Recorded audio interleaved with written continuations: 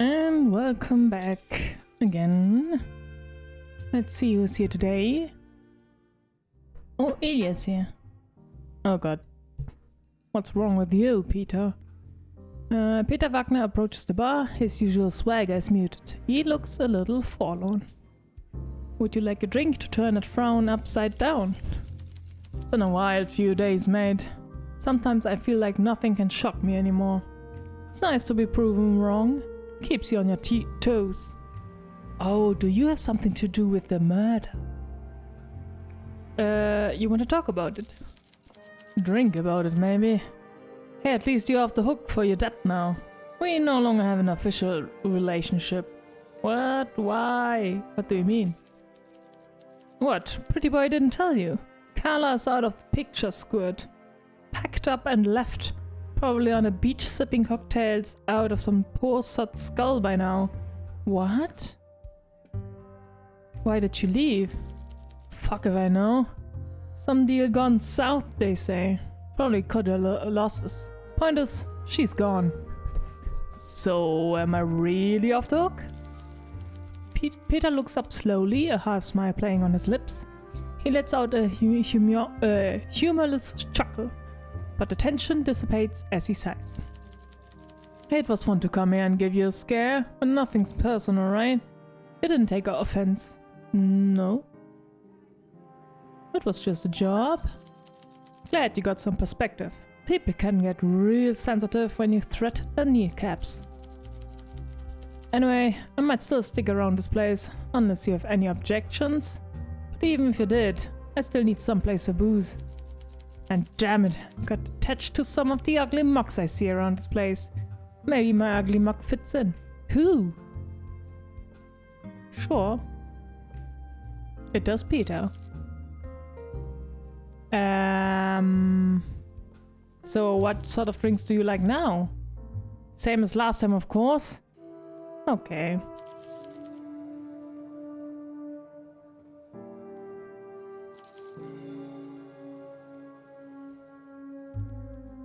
So you're unemployed now? Well, I'm currently available for employment offers. I'm considering whether I should keep my skills up to date by taking on some personal projects. Know any noisy folks I can work my knuckles on? Not really. No. Peter seems very guarded about this topic. You'll need both charm and a lot of liquor to make him lower his defenses. Oh. Oh god, you have to like us. Oh man. Alright, that will take a while. Let's get you your drink. There it is. The perfect storm. So we have to get him to like us, which is difficult. I don't really know what to say with him. Some people are easier than others.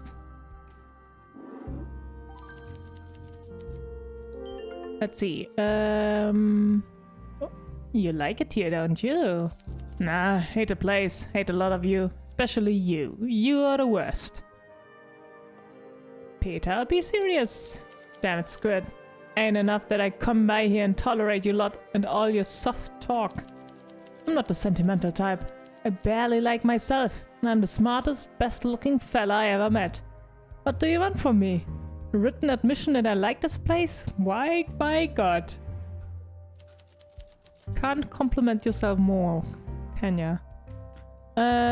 You want a heart-shaped pillow with Peter Loves the Nightcap embroidered on it? Yes. Yes. Maybe you could put a photo up on the wall of me with all my chumps. Me and Mertens. Best mates forever. Me and Vincent. His hand on my shoulder like he's a proud uncle. Me and the priest. And he's telling me all about hell. Like a tour guide who already knows where I'm headed. You're touchy today. You're being defensive. You're in a funny mood. Funny? There's a lot of words that could describe my situation, Squirt, but funny ain't one of them. My world got flipped and I'm still finding my feet, you know? You can find your feet here. Ah, you just hit a sensitive spot. Truth is, I do like it here. My private life is a bigger fucking mess than my apartment. My work is... Well, it's shut. Who knows what comes out of all this upheaval? Nothing good. This place is... it's the one place I can be... drunk? Yourself? I don't think he knows who he is. Safe? Safe? You're never safe. Especially not in an illegal place. Drunk.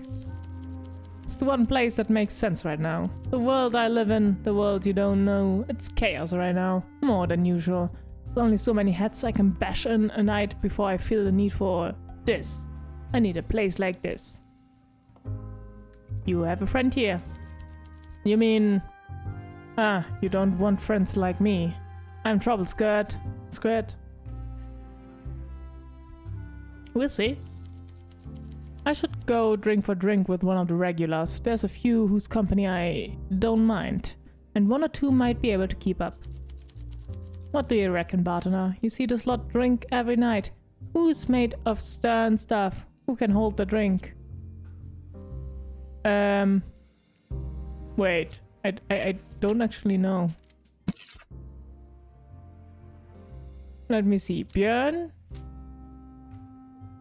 Oh, I can't see their... I thought I could see their limit. Well, I don't know. Clara? Father Lacey drinks a lot. But you don't... I don't get the feeling that he wants to talk to Father Lacey. Björn is a big guy. Oh, certainly. And the big fella has a reason to drink right now. Everyone is terrified of him. And most think he is a killer. So me and him have a lot in common. Hey, this place ain't exactly my home from home. But it is a refuge for me recently. Thanks for the talk, bartender. Thanks for being, you know, put your right about me coming here all the time.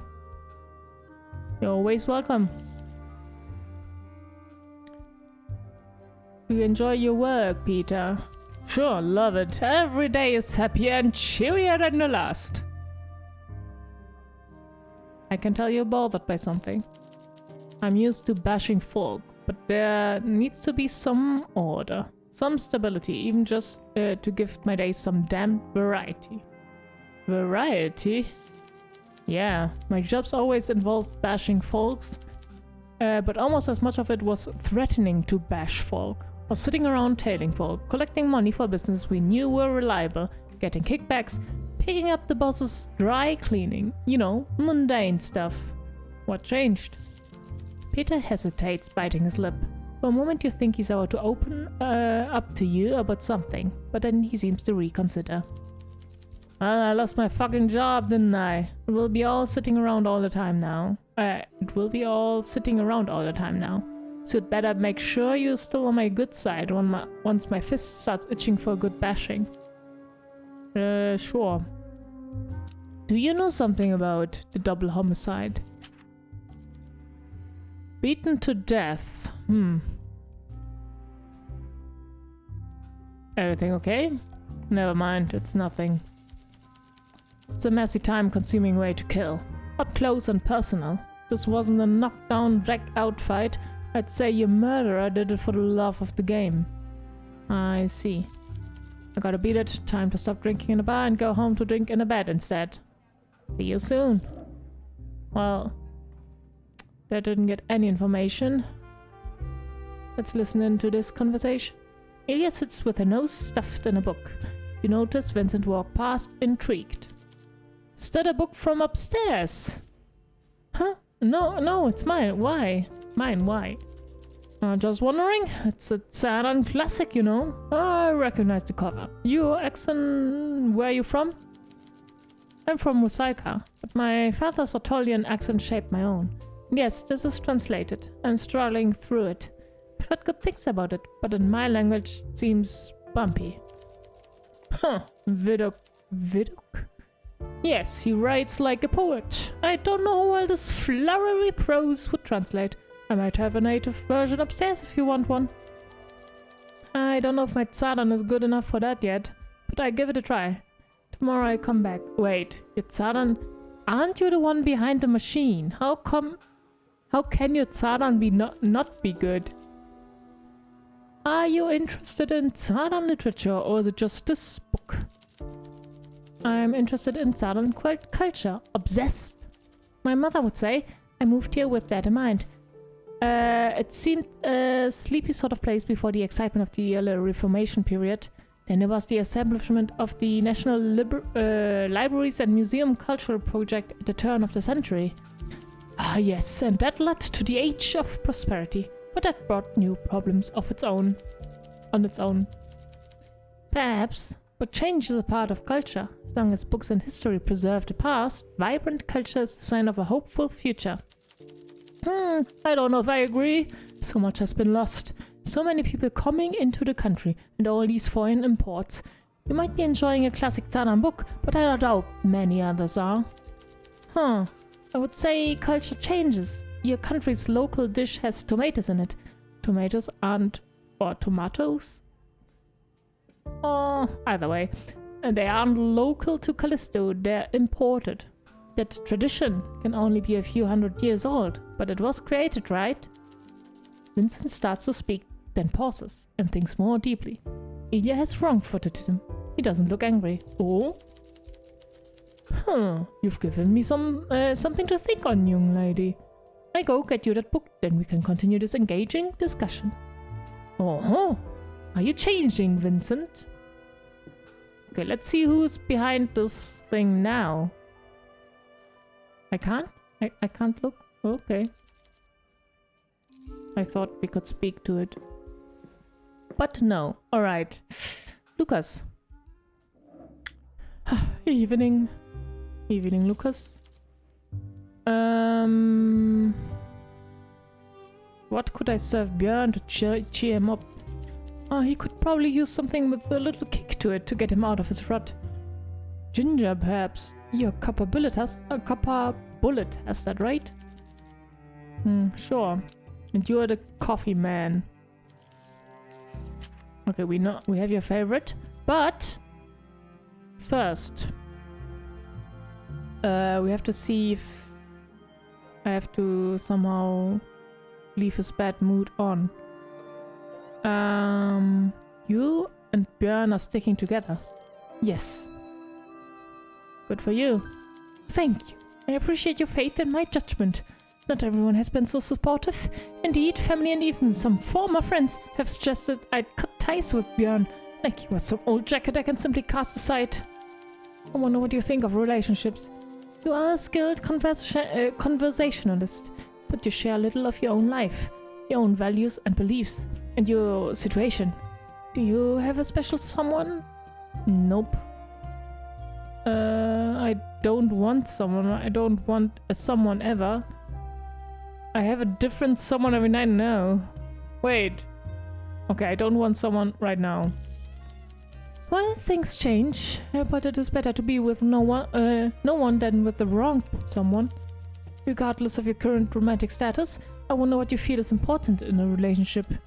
In particular, what would you do for someone you love? Where does love run out and you draw the line? What do you mean? I mean, what would you not do for love? Is this important? I suppose not. It is a frivolous distraction, but that's what I need right now. Drink and pointless discussion of irrelevant hypotheticals. I forget it. It's fine, let's chat. Alright, so tell me, what would you be unwilling to do for love? What is too far for you? I wouldn't betray my principles for love. I wouldn't kill for love. I wouldn't hide a body for love. I would do anything for love.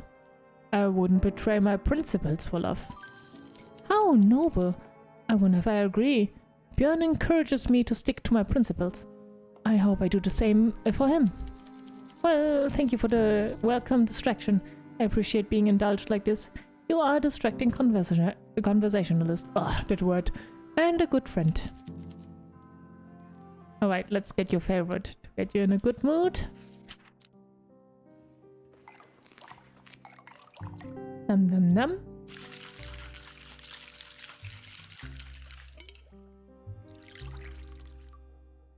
And let me ask you some things.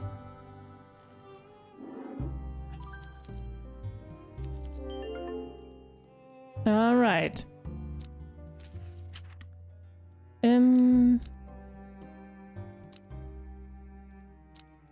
Clara's statement. Tall blonde man? Is she really sure? Maybe the light made him look blonde. Because I'm sure there's more than one blonde man in Bukovi. Yes, I'm sure it's a coincidence. Probably. That's it? Maybe something about Father Lacey? Do you know something? I really wouldn't know anything about that. I'm sorry. Don't really actually attend church that often. We need a Carmine. Olivia. What do you know? Horrible, just horrible. Someone was murdered while we were making merry downstairs in the lobby? The sound of the party must have drowned out. Goodness, how horrifying. Why would anyone think Björn was capable of such violence? Oh, I need to get home to bed. Thanks for the rings. Good evening. We didn't find anything out. What about Ilya? What do you have to do with the case? Ilya takes a seat at the bar, looking around the room with a smile as she breathes in the atmosphere. Evening, barkeep. Evening, Ilya. Good to see this place filled with people. There's a lot of history in this building. I wonder if there has ever been a bar in here before this one. I should look that up. Please tell me if I get stuck chatting about the same subject for too long. I do that a lot. What sort of drinks do you like? Something sweet is good for a beginner, right? Can you get chocolate drinks? Is that possible? Not? Why not? Please, okay. So in all your research, what do you find most interesting? Will your friends from Silas Tech be joining you? Will your friends be joining you? I don't think so. They'll go to another place. Some kind of cafe with soda drinks, I think. Why don't you join them? I was sort of an outsider. I don't really feel like I want to tag along with them. And I don't think they want me to either. Well, you're welcome here. Right, thanks. Don't make friends easily, but this seems like a friendly place. Why can't you make friends? I don't know. I suppose it might be the timing. I mean, when I get bored of a conversation, I just want to stop. Why should I keep talking when I don't want to talk anymore? Sometimes I leave too early and people think I'm rude. But then I also find it kind of hard to judge when someone else wants me to leave. I mean, back in Rusaka it was a little clearer, but still not always obvious to me. I guess I just find it hard to figure out when people are just being polite here or back home. Rusaka is like Russia, right? So she would have a Russian accent. But I can't do that, so I'll just keep talking like this. I'll be honest, I moved to Bukovi because I wanted to experience the culture, not make friends. Silas is a great place for someone like me. Someone like you. Yeah, you know, a sponge for facts and trivia. The people there are nice, but it's mostly a solitary job. And I like that. I can explore little rabbit holes of knowledge for hours without anyone bothering me. But sometimes I wish there was someone I could share my interests with. Just for a while. Just till I get bored. So I guess that's one reason I come here. And one reason why I'm talking to you. I'm glad you made a friend. You mean you? Sure. Thank you. Are you supposed to thank people for being your friend? You can. Well, I'm going to say thank you because I'm grateful and it makes sense to me to say it. And let me know if you need anything from me in return, friend. Okay, friend. Friend. Alright, let's see. Do we have something with chocolate? I don't think so. But something sweet and mild. Could be the pirate's joy.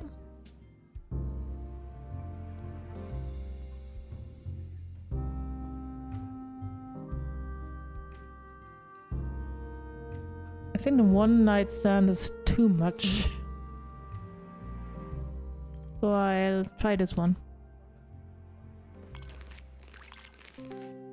Pam param.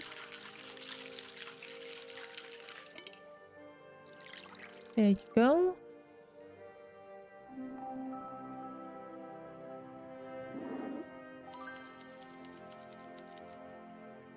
satisfactory, so not superb.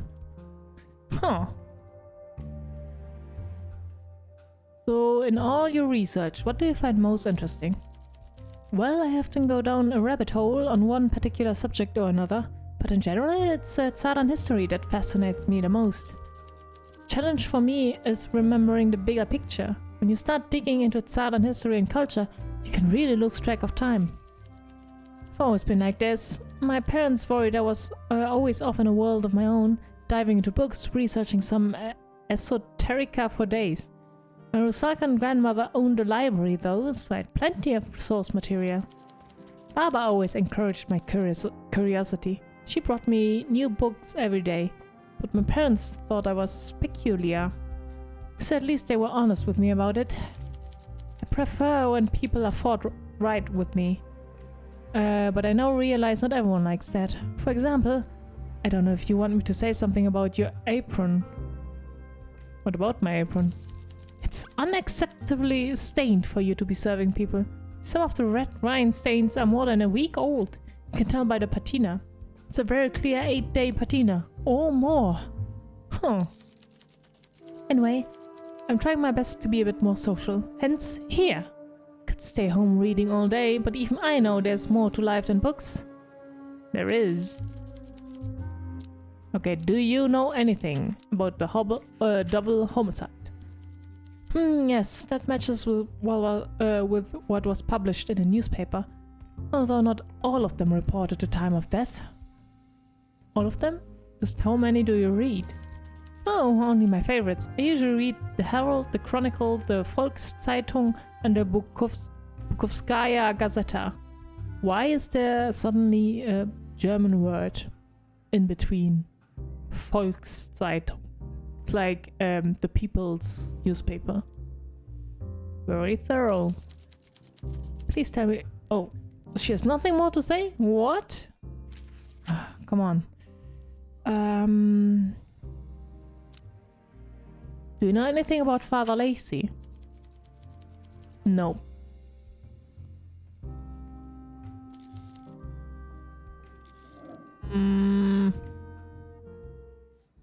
Oh, he's here actually. Didn't know that. Let's talk to him. John. With everything going on, I require something strong to get me through the week. Well, sure.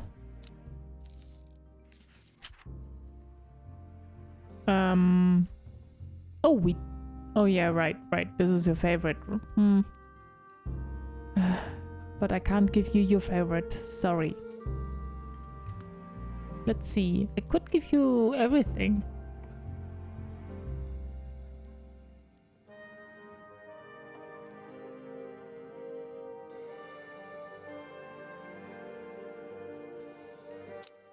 Today, let's go with the dry war.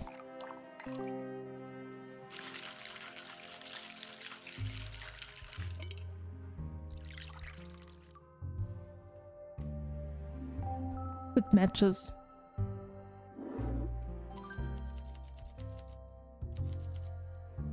Alright. Why were you upset? You're asking me about confessions? And why they are not open right now? Confessions are a private matter. I don't want to discuss this right now. Seems John doesn't want to talk about this topic until he feels he can trust you. Come on. How do you... Oh, so I need to... Guess I need to give him his favorite drink. Alright. You heard about a double homicide. I don't know anything about that. Please, for the goddess sake, leave me out of all of this. With everything going on, I require something strong. Come on. Come on.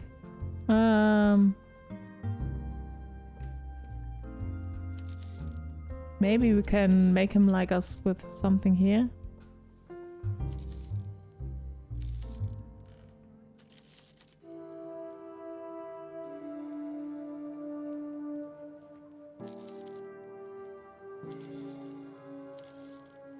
I don't think so.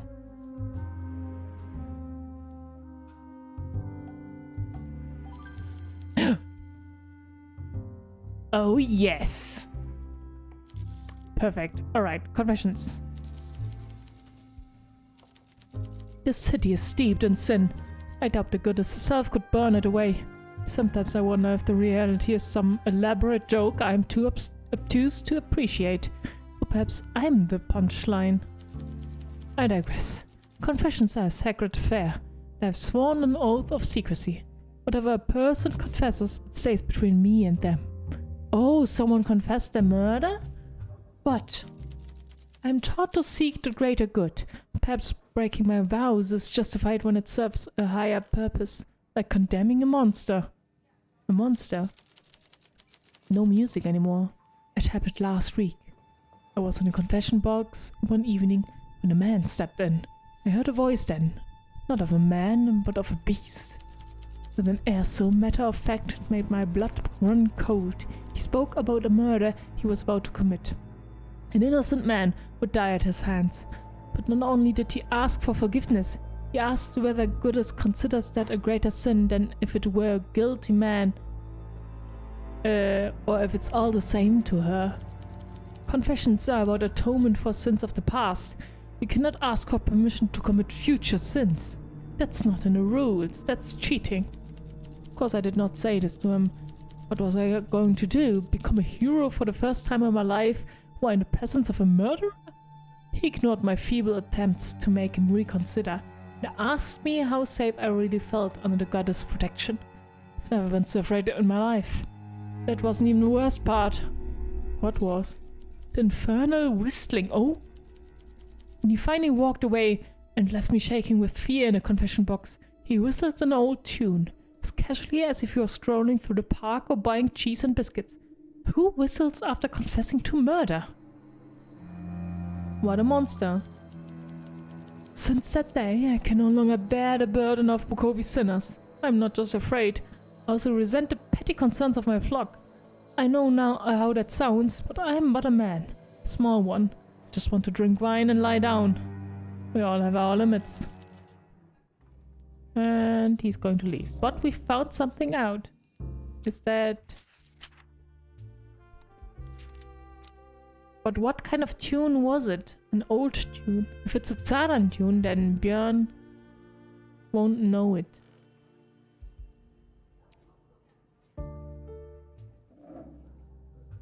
Hey again! Evening, Clara. Let's catch up, sure. Can you tell me more about your martial arts? Batitsu, sure! What do you want to know? Is it hard to learn? No, and there are no limits to how far you can push your training. It's useful from the very start though, especially for someone small but feisty like me. Batitsu teaches you to use an opponent's strength and size against them. It's all about moving quick, thinking quick, and redirecting opponents' attacks. Have you had to use it? Oh yes, certainly. And it makes me feel more confident, knowing how to look out for dangerous situations and people. What to do when I can't just run away. Any specifics? I think the worst scrape I got in was when a highwayman tried to rob us. A highwayman? Yes, I know. Not the most modern of criminal careers, but they still exist. Pirates do too, presumably. And are Vikings real? Or they made up ones? Clara, the highwayman? Alright, sure. So this guy has a pistol and a knife. Real classic highwayman style. So he says, your money or your life? Stand and deliver. Can you believe people still do this? Your money or your life? Nah, he just asked us to stick our jewelry in the bag. I don't have any jewelry, obviously, but my mom did. We were coming back from visiting my aunt in Nova Granada. I told Mom we should take that new locomotive, but she's scared of them. Steam is for dragons, she says.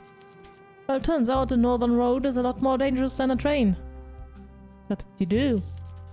As he reached for my wrist, I waited till he made contact, dropped my weight and pulled him close, then spun on my back foot and hit him as a spinning rear elbow. As he fell back, I followed with a front kick. Push with the hips. That's what Sifu always says. That's impressive. Is it? You really think so? Dangerous for sure, but yeah, I guess it was a little impressive. I mean, I surprised myself. I've been in plenty of other scrapes, but me and my mom running through the woods after I front-kicked the highwayman is a highlight for sure. Thanks for listening, Barkeep. Save the rest of my stories of adventure for another night. Oh, right. You have to be drunk. A 7. So this one. Drama Queen.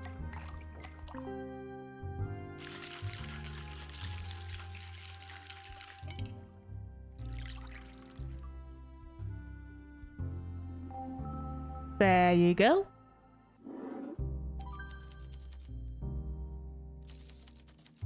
Clara looks uneasy, then gives you a depressed knowing nod. The alcohol has helped relax her somewhat. Well, my night has already gone badly. Might as well double down. At least the booze has taken the edge off. A little. Take it you know what has happened back at Hotel Jubilee? Pedro's murder. Bingo. The maid who made the call? It was me. Of course it had to be me. Why is it always me? Wait, did we already talk about this? No, can't be. I always seem to be in the wrong place at the wrong time. No, I did. Am I stupid? But I didn't see any other drink. Well, it doesn't matter. Maybe it was the right time. I'm just doing the other options. I was cleaning another room when I heard... Oh, we know.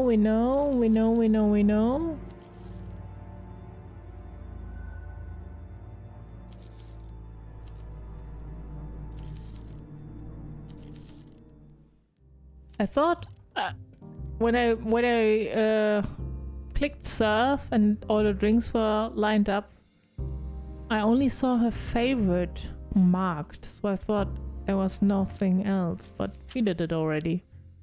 My memory is not good. Oh, I don't like that at all. That's like something out of a horror story. You're not easily frightened. I'm not scared, I'm just realistic. All the batitsu in the world isn't going to stop a guy like that. Seafood teaches us what to do when facing a superior opponent. Run! I don't know, I've seen you go toe-on-toe with pretty scary guys. Anything else? I could ask about a double homicide. Really, they have to talk about this. I already feel queasy every time I have to enter the room where it happened. Okay, so we have nothing else, actually. Maria! We already talked about everything, so let me give you a drink. The ambush.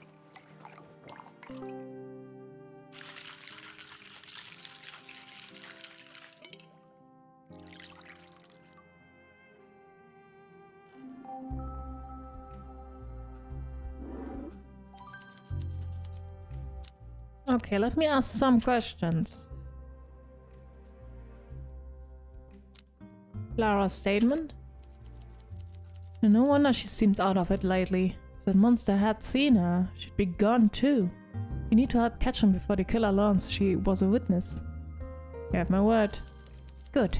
Clara is a good person. She's been a good friend to me. Can't lose anyone else. I mean, can't really do anything. If he acts now. Björn's alibi? I don't know anything about that. Okay. About the whistling? Killer in the confessional? No wonder Father Lazy was sent into such a spiral. Even for someone unflappable, that would be terrifying. And he's quite flappable. Speaking so coolly about murder, it's a bad sign. I'd better catch this guy soon. He's a professional, and I'm worried about anyone who's been exposed to him. Is there anything else I can get out of these guys?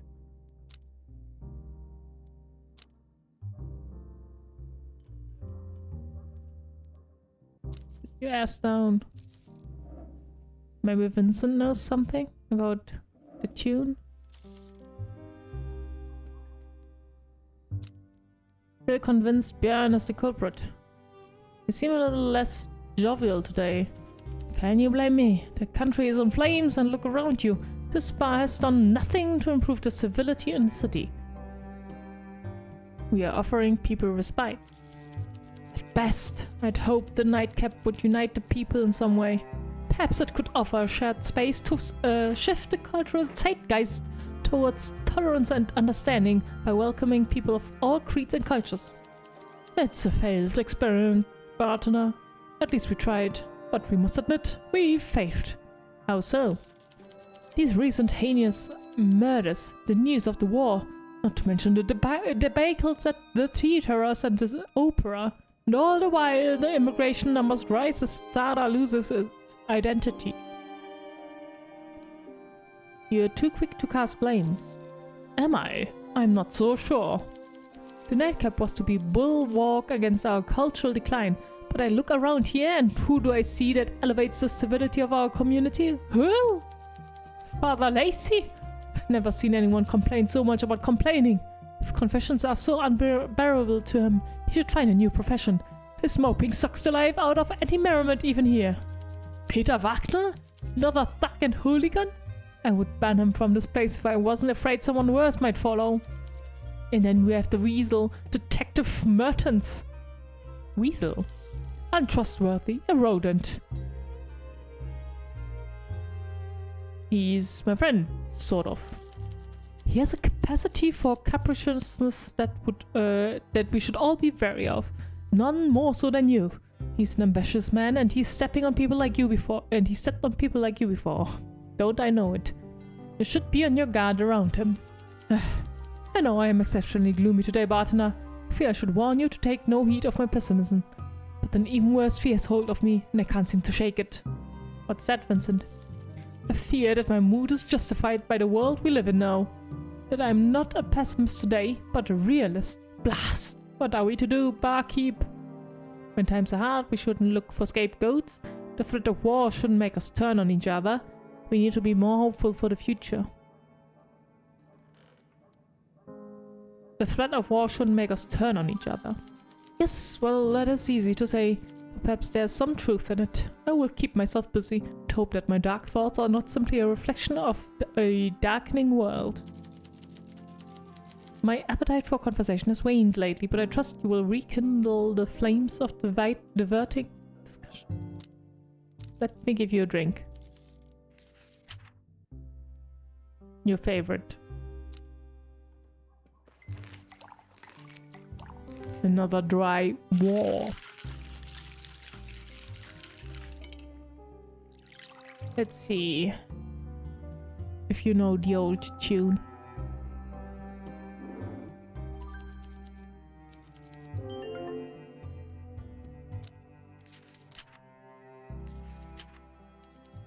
A murderer making a confession? Just how much has he been drinking to come up with such an outlandish confabulation? It wasn't some delusion. That's it? Still convinced Björn is the culprit. Nothing has occurred to change the fact that he was a witness firsthand. Oh, you were there at the party. I was. It was an important high society event that I was attending. Naturally, I was surprised to see someone like Björn. Given he was brought by Lucas, I could see why the fish was out its water. I wanted to turn a blind eye and focus on having a jolly good evening, but then he decided to cause a bit of a commotion. How so? I noticed him approach Pedro that evening, which was already strange seeing as Björn didn't really interact with anyone, stuck like a barnacle to Lucas. What a strange sight. Steel mill worker and a politician speaking as if they knew one another? Whatever he said, it must have been upsetting because Pedro angrily ordered Björn to leave him alone and stormed off. Initially, I attributed it to simple social faux pas and tried not to gob. After the whoop died down, Lucas walked up to me and asked if I've seen Björn. He had conveniently exited the premises. Shortly after, the police arrived. Björn left. Guilty feet find haste when repercussions approach. I told the press as much when they asked witnesses for details. You told the press about Björn? Yes, pardon me, but you sound almost accusatory when asking me if I did my duty as a citizen of Zara. I reported suspicious behavior to the appropriate authorities. That's all I know. If you're not interested in listening to your patrons, I suggest you search for a different line of work.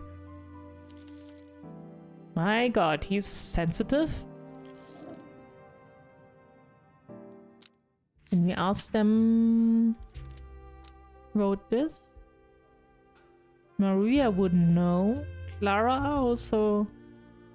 She was cleaning the room, so she wouldn't know.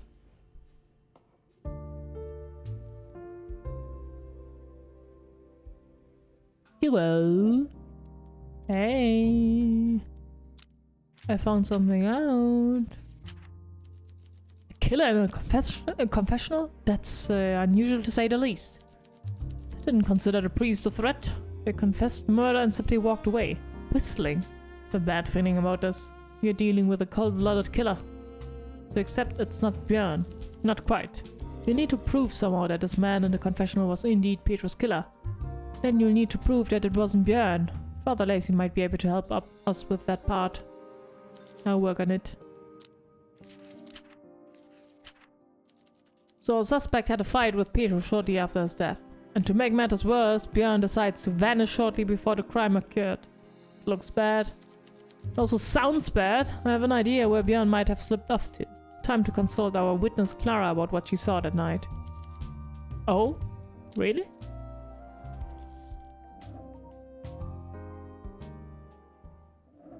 He doesn't think Björn is the killer, right? Do you know something? No. Of course not. Do you know something? I mean, I don't expect it. Yeah. Sit down and I'll end the day. But I think I can actually connect some stuff. Right? Because this alibi doesn't work if he left. Yeah. False alibi.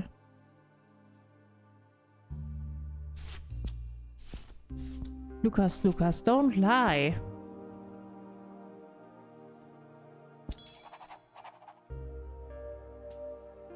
The killer in the confessional was surely the same man Clara saw leaving Petrus' room, as both whistled the same old tune. Father Lacey spoke to Petrus' killer. He should be able to help us identify him. Right. So we got something more we can ask now. Lucas and Father Lacey. Well, I guess that's it for today then. I'll see you in the next one. Bye bye.